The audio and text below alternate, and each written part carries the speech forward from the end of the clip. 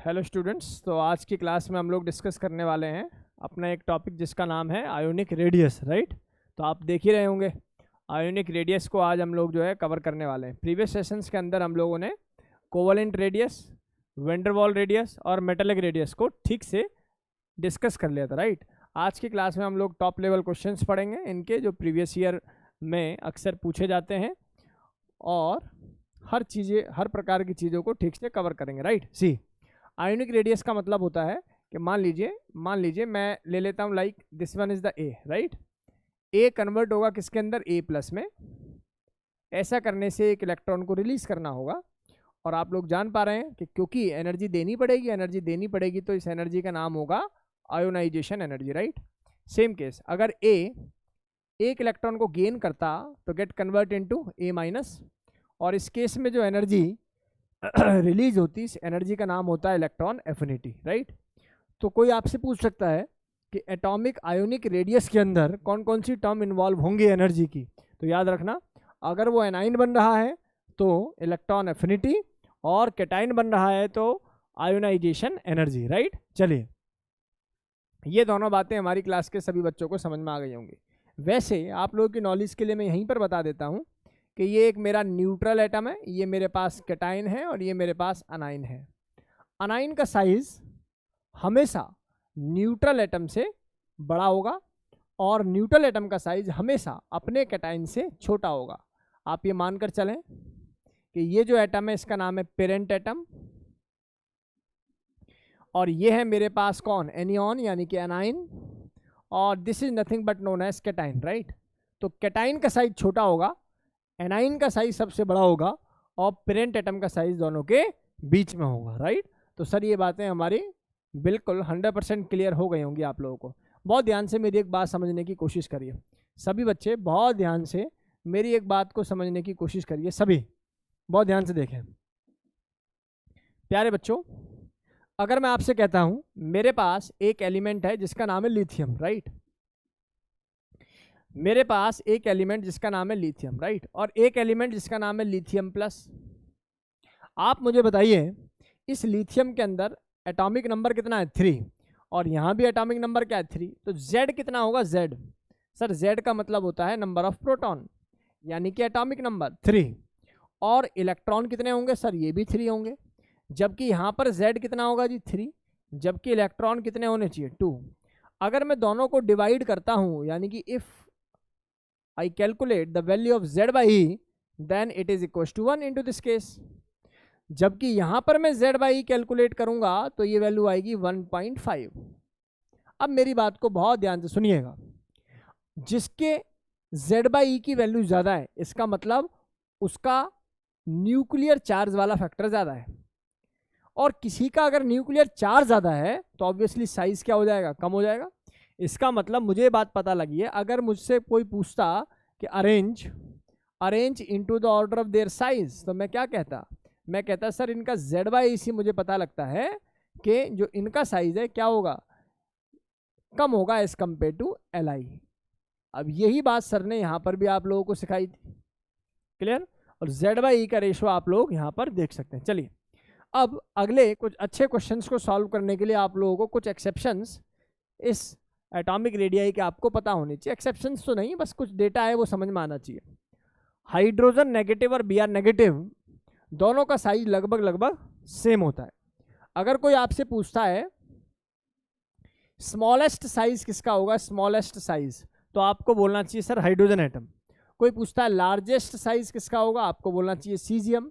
Sir why not francium, क्योंकि वो एक रेडियो एक्टिव एलिमेंट्स है, हम लोग उनकी प्रॉपर्टीज को नहीं पढ़ते, right. Let us talk about the smallest A9. तो स्मॉलेस्ट एनाइन में H नेगेटिव बोलने की गलती नहीं करेंगे, क्योंकि मुझे पता है H नेगेटिव का साइज इलेक्ट्रॉनिक रिपल्शन की वजह से Br नेगेटिव के कंपेरेबल हो जाता है। तो यहाँ पर जो कैटाइन का अगर कोई साइज स्मॉलेस्ट एनाइन होगा तो वो कौन होगा बेटा जी, F नेगेटिव, जबकि कैटाइन कौन होगा, स्मॉलेस्ट, तो आप बोलेंगे सर H प्लस होगा। कौन होगा, H प्लस। तो ये डेटा क्लास के सभी बच्चों को क्लियर हो जाना चाहिए। चलिए सर क्या और भी कोई एक्सेप्शन है, हाँ कुछ एक्सेप्शंस और भी हैं, इधर देखेंगे सभी प्यारे बच्चों।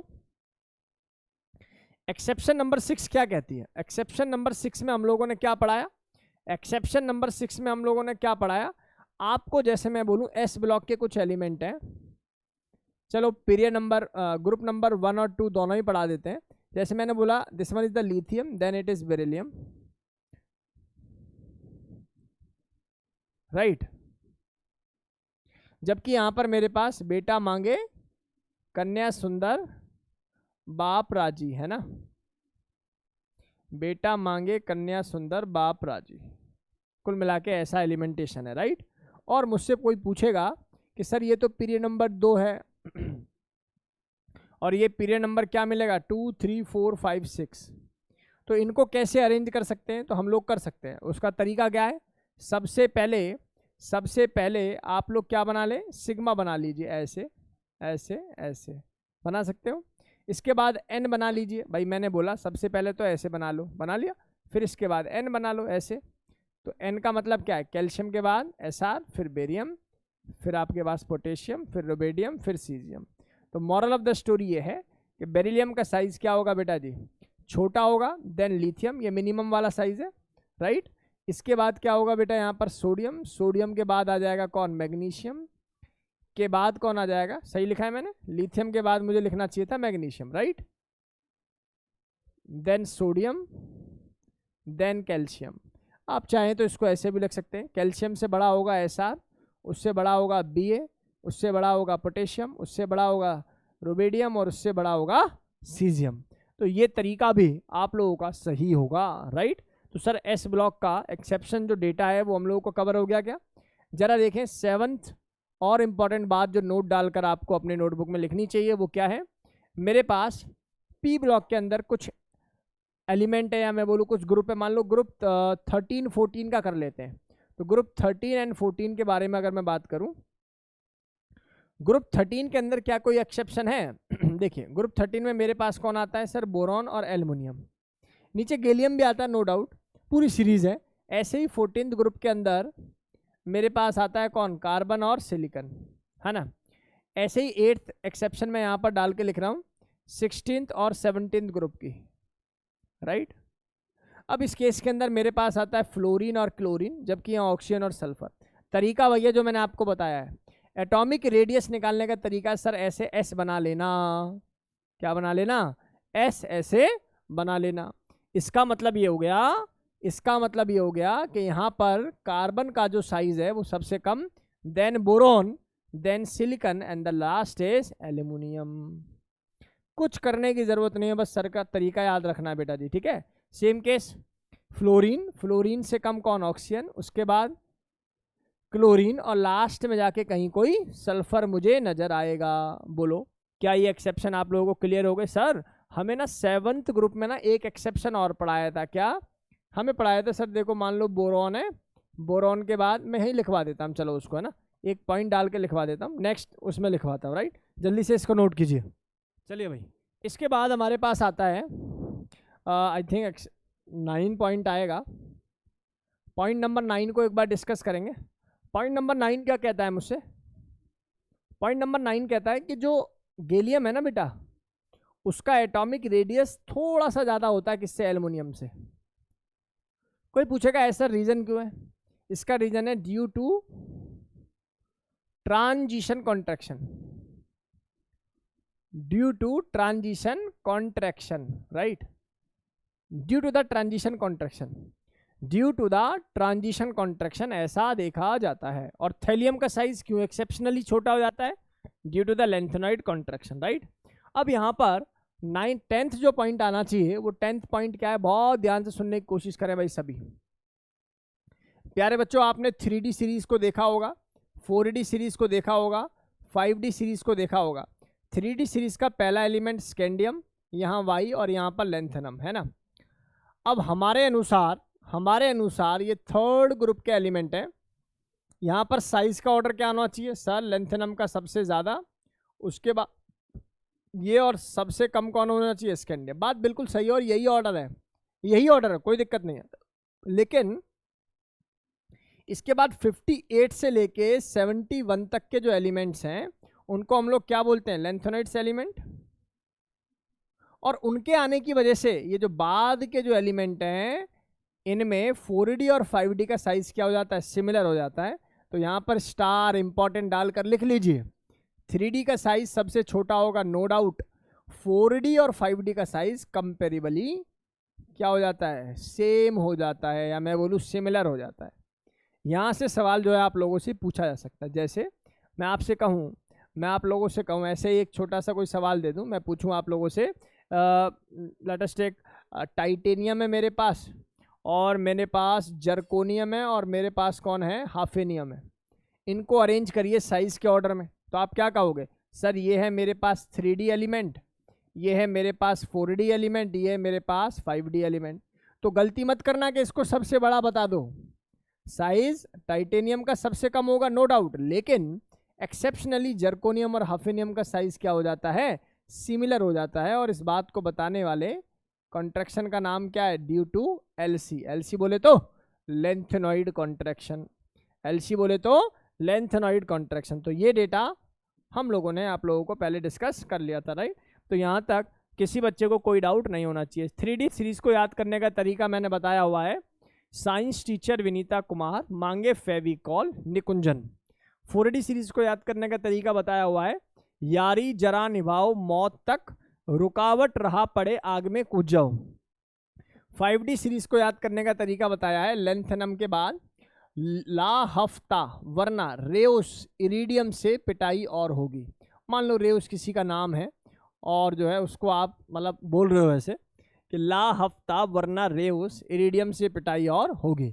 इस तरीके से आप इनके अरेंजमेंट को सीख सकते हैं, राइट। तो यहाँ तक हमारी क्लास के बच्चों को कोई समस्या नहीं होनी चाहिए। बेहद बेसिक डेटा है, इजीली आप लोगों को डेटा जो है समझ में आ गया होगा। चलिए इधर आइए, सभी इधर आइए और कुछ चीज़ों को सीखने की कोशिश करें। मुझे लगता है कि एक्सेप्शन वाला जो डेटा है या पॉइंट जो इम्पोर्टेंट है आप लोगों को याद करने चाहिए वो इतने ही है। एक बात और सुन लो याद, अब बात चली है तो है ना, दूर तक जाएगी। देखिए ये लिथियम है, लिथियम मेरे पास यहाँ पर प्लस है और मेरे पास यहाँ Mg+2 है ना। लिथियम का अगर मैं पीरियड देखूँ तो सेकंड पीरियड है, जबकि बाई का पीरियड नंबर क्या है, थर्ड। मुझे ऐसा लगेगा कि मानो इसके अंदर साइज क्या होगा, बड़ा होगा, लेकिन इस सवाल का सही आंसर क्या है, फर्स्ट वाला आंसर होगा। ठीक है, तो आप लोग थोड़ा सा इसको याद करके रखें भाई, क्योंकि आने वाले समय में इस सवाल में आप लोगों को कराने वाला हूँ, तो आपको ये डेटा पता होना चाहिए।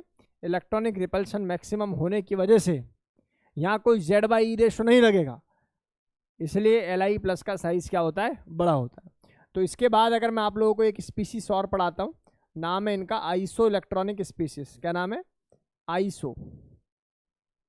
Iso electronic species.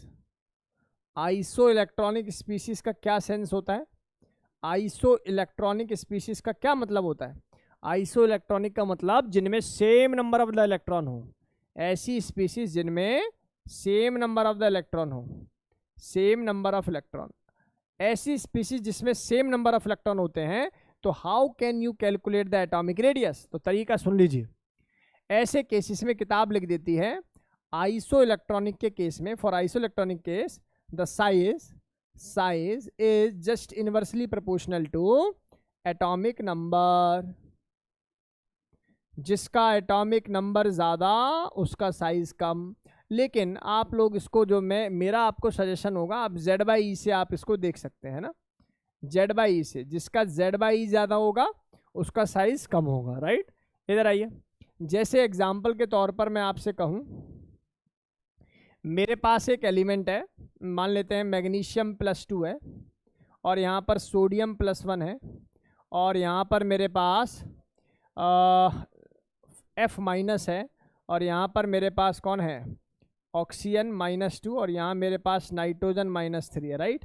आप मुझे बताइए इनका Z/E निकालने या Z निकालें, तो Z निकालेंगे तो सर 12 इसका एटॉमिक नंबर है, 11, 9, 8 और 7, हाँ या ना। लेकिन अगर E निकालें यानी कि इलेक्ट्रॉन निकालें तो 12 - 2 दैट इज 10, 11 - 1 दैट इज 10, 9 + 1 क्योंकि माइनस चार्ज है, एक इलेक्ट्रॉन को गेन किया होगा, दैट इज 10, अगेन 10। तो आपको समझ में आ रहा होगा कि ये सभी क्या हैं, आइसो इलेक्ट्रॉनिक स्पीसीज हैं। These are known as isoelectronic species, right. अब आइसो इलेक्ट्रॉनिक स्पीसीज में हम लोग क्या करते हैं, it is inversely proportional to the atomic number. Size क्या होता है, inversely proportional to atomic number, ऐसे भी देख सकते हो। अदरवाइज ना आप जेड बाई निकाल लो सर जेड बाई निकालेंगे तो ये 1.2, ये 1.1, ये कितना हो जाएगा 0.9, ये 0.8, ये 0.7। जरा याद करो, जिसका जेड बाई ज़्यादा उसका साइज मिनिमम मिनिमम मिनिमम, बोलो हाँ या ना। तो ये डेटा बिल्कुल क्रिस्टल क्लियर हो जाना चाहिए, यहाँ तक कोई समस्या किसी बच्चे को नहीं रहनी चाहिए। चलिए इसको नोट करिए बहुत जल्दी से। चलिए भाई नेक्स्ट, इधर आइए। अब कुछ क्वेश्चंस के साथ डील कर लेते हैं। मेरे पास ये स्पीसीज रखी हुई है आइसो इलेक्ट्रॉनिक, आप लोगों ने आंसर निकाल ही लिया होगा, सबको दिखाई दे रहा होगा और प्रॉपर तरीके से आंसर आपके पास आ ही गया होगा। सर यहाँ पर अगर मैं देखूँगा आइसो इलेक्ट्रॉनिक स्पीसीज होने की वजह से the total number of electron 18 आएंगे, और आप देखेंगे सभी के केसेस में नंबर ऑफ इलेक्ट्रॉन क्या आएंगे, सेम आएंगे। उस केस में जिसका एटॉमिक नंबर ज़्यादा, 21st एटॉमिक नंबर है बेटा जिसका, ठीक है, जिसका एटॉमिक नंबर ज़्यादा होगा उसका साइज क्या होगा, कम होगा। जबकि फास्फोरस की बात करूं तो इनका एटॉमिक नंबर कितना होता है, 15 होता है। तो शायद आप भावनाओं को समझ पा रहे होंगे और इस सवाल का आंसर जल्दी से बता देंगे। इससे सिंपल तो कोई सवाल जीवन में बना ही नहीं है। एक माइनस है, एक न्यूट्रल है, एक प्लस है, तो ऑब्वियसली माइनस वाले का ज़्यादा होगा। ये कॉपर प्लस है, Zn+2 है और Ga+3। आप लोग जानते हो कि ये एक ही पीरियड के एलिमेंट है, यानी कि 4th पीरियड के एलिमेंट है। आप देखेंगे सर यहाँ पर जो Z/E की वैल्यू है क्या मिलेगी, कम मिलेगी, जबकि यहाँ पर Z/E की वैल्यू क्या मिलेगी, मैक्सिमम मिलेगी। तो इसका मतलब ये हो गया कि क्योंकि यहाँ Z/E ज़्यादा है इसलिए साइज क्या होगा, साइज इसका मिनिमम होगा। अब जरा ये सवाल करके दिखाएगा कोई बच्चा हमें, सबसे ज़्यादा साइज किसका होगा। सर ये तो प्लस है, मिनिमम वाला होगा। I नेगेटिव, Cl नेगेटिव, ये सब देखने के लिए आप देखिए पहले कौन से पीरियड का है। सर ये 5th पीरियड का है। इनको तलाश करके बताइए कौन से पीरियड के हैं। सर ये दोनों ही थर्ड पीरियड के हैं। जबकि इन दोनों की बात करें तो ये दोनों कौन से हैं, 4th पीरियड के हैं। 5th पीरियड वाले का साइज सबसे बड़ा होगा। इसके बाद ऑब्वियसली आप लोग कहाँ जाएंगे, 4th पीरियड पे, और 4th में 2 हैं, तो जिस पर ज़्यादा -2 चार्ज है उसका साइज क्या होगा, बड़ा होगा सर। तो Se-2, इसके बाद Br -1, इसके बाद कौन आएगा मेरे पास, इसके बाद मेरे पास आएगा S-2, उसके बाद Cl- और लास्ट में कहीं जाकर Be+2। ठीक है भाई, इसको इस तरीके से लर्न करके रखेंगे सभी। आगे आता है मेरे पास NaH, H2 और HCl। कभी भी ऐसा सवाल आ जाए साइज के लिए तो आप देखेंगे कॉमन चीज़ क्या है, तो हाइड्रोजन ही कॉमन है, तो इसका मतलब इसी का पूछ रहे होंगे। तो इसका आंसर क्या होने वाला है सर, माइनस वाले का साइज क्या होगा, ज़्यादा हो जाएगा। माइनस वाले का साइज क्या होगा, ज़्यादा हो जाएगा, राइट। अब इसके बाद देखिए Cr+2, Cr+3 और Cr कितना हो जाएगा इसके अंदर, Cr+6 हो जाएगा। जिसके पास कैटाइनिक चार्ज ज़्यादा होता है उसका साइज क्या होता है, कम होता है, क्योंकि कैटाइन बना ही क्या है, इलेक्ट्रॉन को डोनेट करके, शेल कम रहेंगी, तो इसलिए साइज किसका बड़ा होगा। ऐसे ही अगले क्वेश्चन में आप लोगों ने कर लिया होगा। इसमें याद रखना MnO2 जो है ना, एम्फोटेरिक ऑक्साइड होता है। एम्फोटेरिक ऑक्साइड इज MnO2, यानी कि Mn+4 ऑक्सीडेशन स्टेट में कैसा बिहेव करता है, एसिड और बेस दोनों की तरह बिहेव करता है, राइट। HBr में Br-, ये 0, ये +1, ये +3 और यहाँ पर +5। क्या आंसर बताने की ज़रूरत है सर, वहाँ बेसिक चीज़ें चल रही हैं, है ना। अब ये बताने की कोशिश करिए सर, ये आपने बता रखा है। सर कैसे बताया था, 13 ग्रुप और 14 ग्रुप का रिलेशन याद है, S बताया था सर। इसका मतलब सबसे ज़्यादा, सबसे कम carbon, then boron, then silicon and the last is aluminium. बोलो हो जाएगा क्या। इसके बाद ये सर आपने बताया 16 और 17 का comparison, oxygen, sulphur, fluorine, chlorine. Clear है क्या, बताइए हो जाएगा।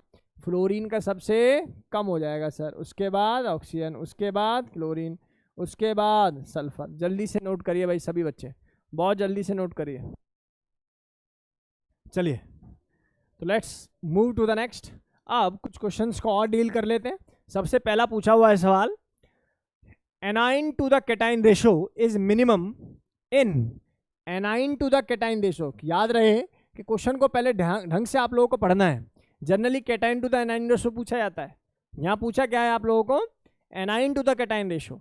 आपसे पूछा है मिनिमम वैल्यू कब होगी, जब एनाइन सबसे छोटा मिलेगा आप लोगों को, हाँ या ना। और एनाइन सबसे छोटा किस में नजर आ रहा है सर? F माइनस, हाँ या ना। और F माइनस तो स्मॉलेस्ट एनाइन ही होता है। बोलो हो जाएगा क्या? तो इसका मतलब इस सवाल का सही आंसर क्या होना चाहिए? डायरेक्ट ए हो जाना चाहिए। अब मैंने पूछा आपसे H minus, Br minus, F minus, आपको याद है सर की बात?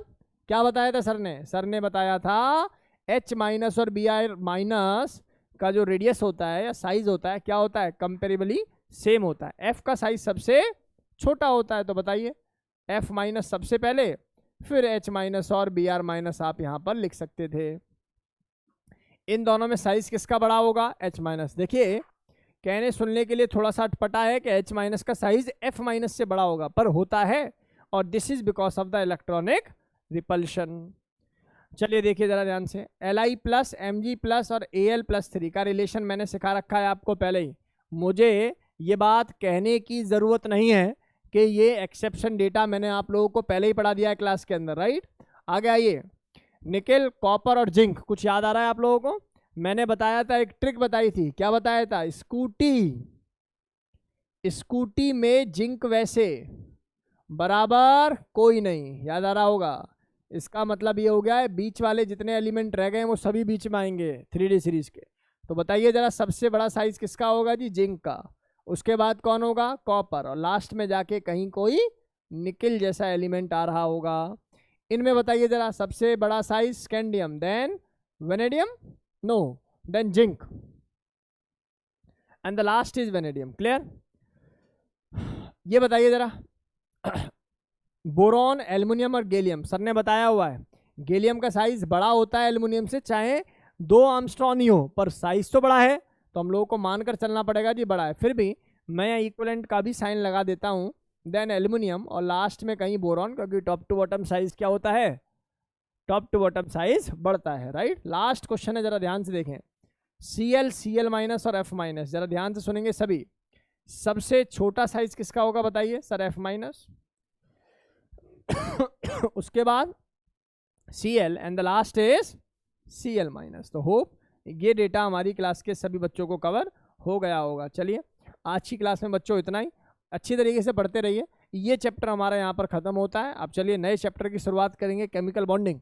कुछ बच्चों को केमिकल बॉन्डिंग थोड़ा सा परेशान करता है, लेकिन जैसे ही आप पूरा लेक्चर केमिकल बॉन्डिंग का लगा लेंगे तो आपको फिर कोई प्रॉब्लम नहीं होगी। जैसे पीरियोडिक में हमने टॉप टू बॉटम पूरा खींच के पढ़ाया है, चाहे वो नीट हो चाहे IIT एडवांस का एग्जाम हो, प्रॉपर तरीके से आपका सॉल्व होगा अगर ईमानदारी के साथ अपने जितने भी हमारे अभी लेक्चर हुए हैं 6, 7, 8 उसको ठीक तरीके से आप लोग कवर कर लेंगे। चलिए थैंक यू सो मच। और सुनिए, जो डिस्क्रिप्शन बॉक्स में आपके पास एक लिंक आता है that is for your practice set, उसको प्रॉपर तरीके से डील किया करो। और आपको डाउट्स आए या कोई क्वेश्चन में आपको एरर दिखे या कोई क्वेश्चन आपको लगता है कि नहीं सर इसको और इस तरीके से सुधारिए, तो मतलब उसके लिए हम लोग जो है अवेलेबल है। आप कमेंट सेक्शन में ये डेटा जो है हम तक पहुंचा सकते हैं। Thank you so much to all of you, thank you so much. Now you can leave the meeting.